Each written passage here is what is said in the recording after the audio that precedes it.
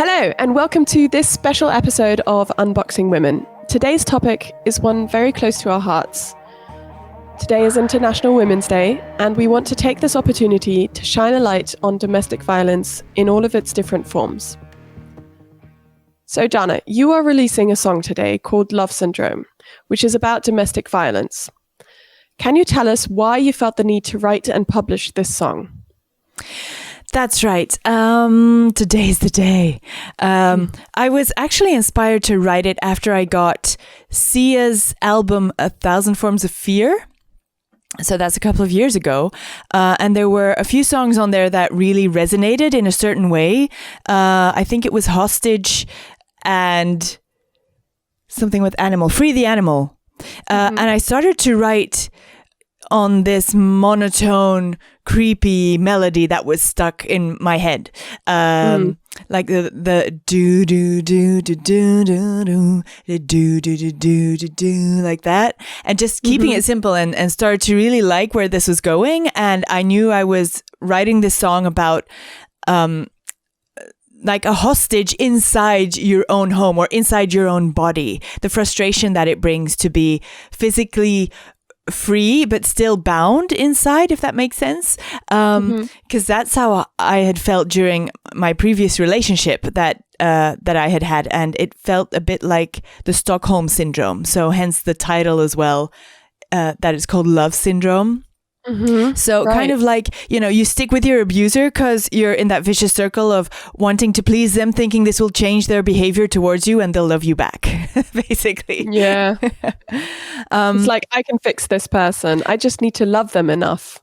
Exactly. I just need to, please them and love them enough and do basically whatever they say. And in the meantime, you don't even realize you're being abused. And until you're out of that relationship. Well, for me, it was until I was out of that relationship and I really, started to think about it. And because you kind of always go over your own history and things come back to you. And so I just started realizing that this relationship was so toxic, and I didn't even get that at first. So, I mean, in the couple of years between writing it and now, I've become an avid podcast listener. And I also started to realize in my personal life that my past had weighed on me more than I had realized at the time. And so I started listening to podcasts about feminism, obviously when we started Unboxing Women as well, and also abuse and survivor stories. Right. And the more I listened to these episodes, I realized that this had happened to me too. And I just didn't know there was an actual name for it, and that other people had also had these experiences. So I survived what's called narcissistic abuse, which involves both verbal abuse and mental manipulation, or psychological abuse, basically. Yeah, it's interesting because before we were talking beforehand about this, and I was saying I don't think I've ever gone through that type of abuse. And I still don't think I necessarily have, at least not in a relationship setting. So there's always also other people that can come into your lives where you're maybe not in a relationship, where the same thing can happen. So it doesn't have to be, oh, this is your boyfriend or girlfriend, and this person, your life partner, is the person inflicting this abuse. It can be anybody in your circle. Yeah. But I've had a lot of friends, I've watched them go through this, and it's so awful because you sit on the sidelines and you know that what the other person is doing is so wrong, and you know it's bad for your friend, and you can see how it's just kind of really weighing them down, and you can't do anything. And it's insane. It really is. And it happens to so many people. I think people underestimate how often that happens. Yeah, they do. And you're absolutely right. It can be family. It can be friends. I mean, it can be your parents. It can be your siblings. It depends. Maybe they're in a relationship like that, or maybe they are like that themselves. And it's not, it's not to say that some people are, evil or like manipulators. It's just they don't even realize they're doing it themselves. It's their inner child that's I mean, if it's narcissism, then it's a lot of like, they're living in a different world. They're living in their egocentric world, and they don't see what they're doing wrong. No, they don't. Yeah. It's very interesting. But so your song, it focuses on the viewpoint of you realizing afterwards, having come out of it, or does it start when you kind of were still in the relationship, from a viewpoint aspect? From the viewpoint aspect, it's very much when you're in it. When you're in it, and when you do realize that this is going to be the end of you, basically, because you're not going to get out of that situation.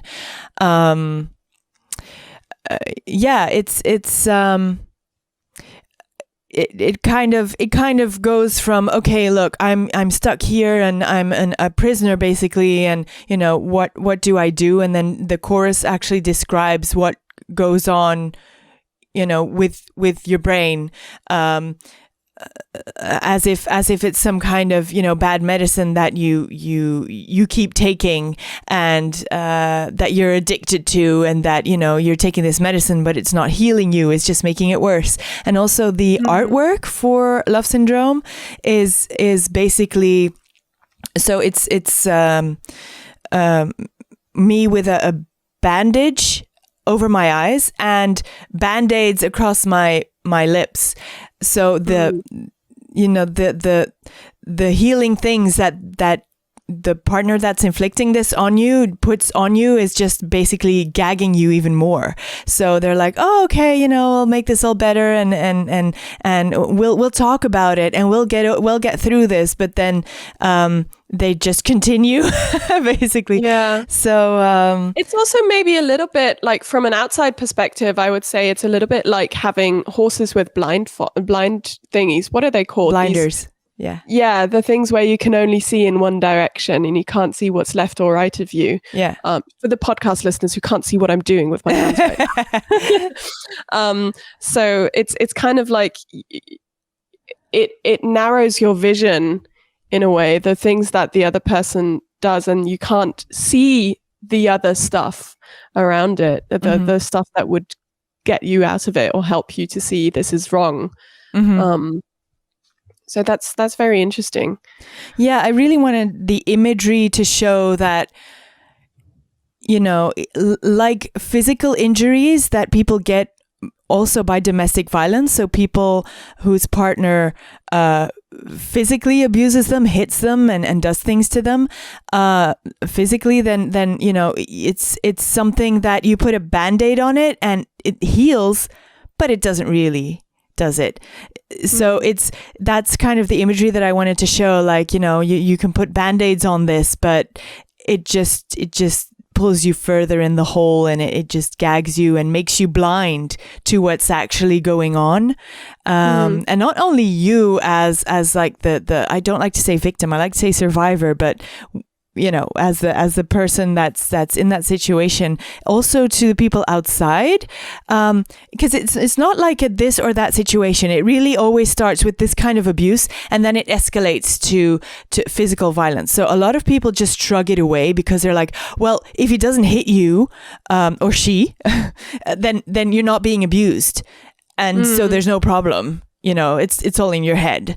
But it really goes much deeper than that. And people need to know about this because they might have a friend or family member in this situation that they need to help. Yes, it goes so much deeper though, because there's so much you can do with just verbally manipulating, and even with body language, and creating an atmosphere at home, and like checking their text, and asking where you've been, like when you answer a call. And what was it? Somebody we know recently said years after they'd gotten out of a relationship like this, every time they answer the phone, they still get that feeling of, oh my God, I'm going to have to justify myself where I am right now, even though they're happy now. Yeah. You know, they're in a good relationship. So this sticks with you. It does. It does scar you. It does. Yeah. Yeah. For me, it was a lot of all of that. Also, actually just being scared every time you get a text, because who's texting you? And are you really wearing that to the party? And you know, it's little things, and it just breaks down. It just breaks you down, you know, because it's all the time. And so if you're like, well, I look at myself as a very assertive person, and I at the time did not think that something like this could ever happen to me, because, you know, I'm bitchy enough to tell him off or whatever, but it's not true. It's just because they take their time, and they just manipulate you into thinking differently about yourself and actually avoiding conflict. So that was, for me, that was a big one that I realized that was how he did it. So, for example, wearing this thing to the party. So you put on a nice dress, or, you know, it's a short skirt, and you're not allowed to wear that because people might look at you and I might be jealous, which already, you know, sets the tone, because if you're in a relationship, you're in that relationship, right? You're not in a relationship with anybody else, and you're together, and so that just signifies there's no trust when somebody tells you that. And then obviously I would say, yes, I'm wearing this, and you would go to said party, and he would pick a fight, or like not talk to you for the whole evening, and you would have a really shit time, and be sad, and even maybe, you know, you might argue and ruin the party for everybody, and then get home and you're like, okay, just wearing this skirt wasn't worth all of that, so next time you don't wear the skirt. And that's how it starts, and they just, you know, start manipulating, because then they've had a win, and they start manipulating you into I don't know. For me, it was paying stuff for him. I'll pay you back or whatever, and you never ever see that money back. And and it sounds silly, and a lot of people can't go anywhere with this problem and talk to anybody, because people tend to say that you're making this up, that you're seeing things, and that it's you. And that's just the big issue, because they make you think that you're the manipulator and that it's all your fault, and you know, that it's you. It's because you wore the dress or the skirt, and it's because you're getting the text, or you know, it's crazy how it just blows my mind now how this stuff just without you even noticing, it just sucks you in this vortex of guilt, and just feeling guilty all the time about everything, just about just being, which is awful. Yeah, I've been there before, not in a relationship status, but with friends, and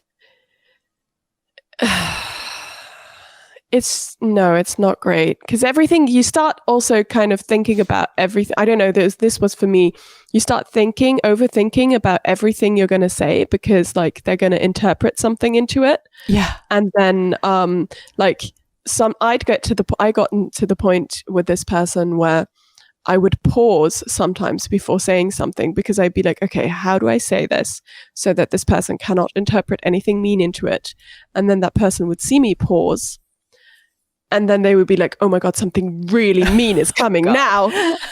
And then like they would blow up in me when I was only trying to be nice. It's a self-fulfilling prophecy, isn't it? Yeah, it was insane. And it just got worse and worse and worse. And you know, it came to a point where I was just like, all right, just fuck off.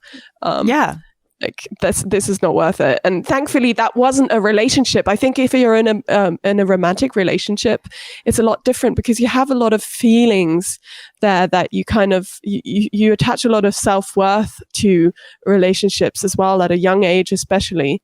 And that you're in love and you can't let that go, you know? It took really not being in love anymore for me to be able to leave. And that took 11 years. So yeah, it's a problem. That's why I wanted to do this campaign. So I'm doing a 4-week campaign about, well, basically making everybody aware about the different forms of domestic violence, so that it's not only physical, that it's also mental abuse, financial abuse, the narcissistic abuser and all of that stuff, because I wasn't even aware that there was terminology myself. So yeah, that's why I'm releasing it on the 8th of March, which is International Women's Day, and doing all of this. So there will be resources available on all my social media profiles where people can go to find helplines or communities where they can talk about this, podcasts that I'll be on, talking about mental health and about survivors about this kind of thing, with psychologists and people like that. So yeah, it's going to be big. It's going to be big. That sounds really cool. And I think, as you were saying in the beginning, it's more about, the more people talk about this, the more likely it is somebody else is going to see this and stumble upon it and realize, oh, that's what happened to me. That's exactly what's happening to me right now. So I think it's creating that awareness, and that's amazing. So this song of yours, do we get to listen to it? Yes, we do. All right, here we go. The sickness I am victim to stops me getting away from you.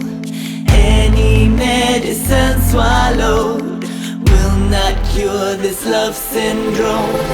Quickly spreading to my brain, feels like I might go insane.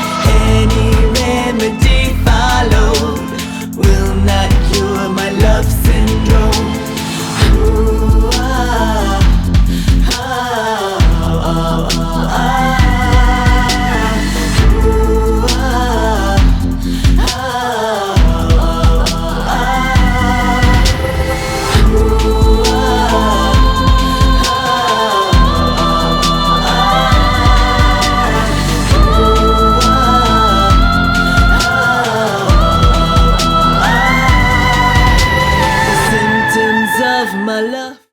Wow. Yeah. I really love the high bit where it goes, especially in the background where you're in the video, you're screaming. So oh yeah. That was so powerful, really. I was actually screaming while I was filming that, because just acting it out didn't do enough. So yeah, that was pretty intense. Oh my God, I can imagine. How were your vocal cords the day after? Oh, fine. Okay. Yeah, no, it's crazy. I really like the etherealness of it all. Kind of, there's the low bit of the melody, and then you've got the etherealness kind of with the space in the song, and it adds the desperation, really. I think that's really cool. Yeah, I was because I wrote it a long time ago, and I was already singing it at gigs well before COVID, obviously, kind of like an acoustic version of it. And people kept coming up to me after the gig and telling me that was the song that they most resonated with. So I knew I was onto something. And then I met a producer called Matt Parisi, who lives in the UK, who really got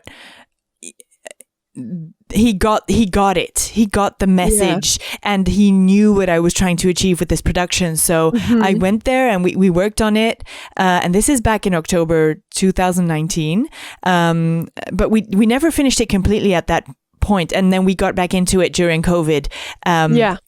To finish it. So and in the meantime, I was like scheduling the release of new songs, like from the Babylon EP. So that the one that's coming out in June. And so Queen of Babylon was being the first single this year, and I was thinking more and more of that I should do something to make people aware of this kind of abuse, because I was obviously listening to podcasts in the meantime, and Right. and thinking about my life's choices, and all of this stuff that happened, because it kind of, it's not because the relationship that's a good word for it. The Freudian relationship slip. the relationship stops, that you're all of a sudden, oh, it's fine, you know, I'm out of this relationship now and I'm fine and I'm just continuing with my life. You kind of keep questioning it and keep thinking, why did I do that? Or why did he do that? Or, oh yeah, I remember that this happened. Because when you're talking to friends or watching TV and something might come up and you're like, oh yeah, I remember this. And then you kind of process it at that moment. And so it comes back to you all the time.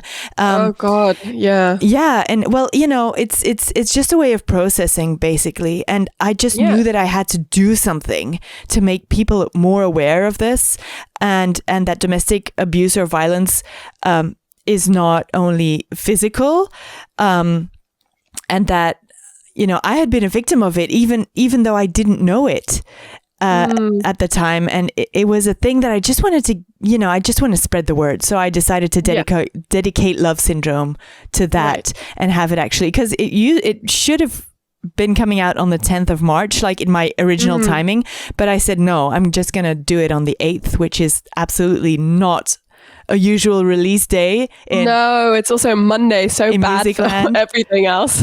It's, well, yeah, it's, you know, you know how I feel about releasing on a Friday anyway, so I never do that. I release on Warrior Wednesday, obviously. But but yeah, I thought, oh, a Monday, you know, fine, let's go for it. Sure. So yeah, I just felt that this song could be bigger than just its separate parts, like just a song and a video, and that could bring a message. But I wanted it to be bigger than that, and do more for everybody than that. So Right. So, quick question: is Love Syndrome going to be a part of your EP then? Yes, it is. All right. So it forms a part of your EP, and I mean, you've always been very.